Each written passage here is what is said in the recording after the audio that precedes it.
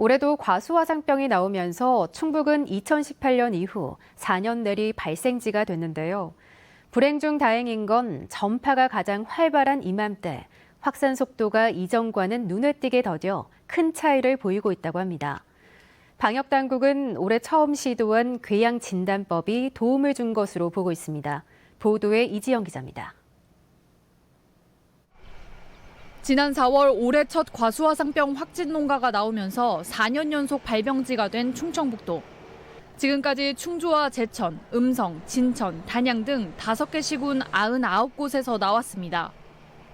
진단검사가 계속 이뤄지고 있어 올해도 세 자릿수를 넘길 것으로 예상되지만 지난해와는 다른 양상을 보이면서 조심스러운 기대도 나오고 있습니다.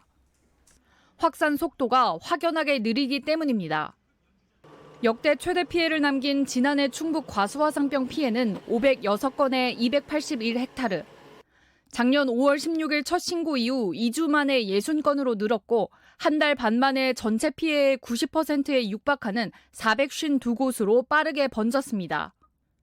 반면 올해 첫 발생일은 지난 4월 19일. 한 달 반 가까이 지났지만 지난해 확산 속도의 20% 수준입니다.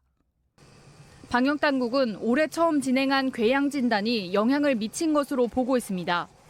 나무 줄기에 생긴 상처에서 흘러나오는 세균 분출액을 검사해 화상병을 사전에 진단하고 메모라는 방식.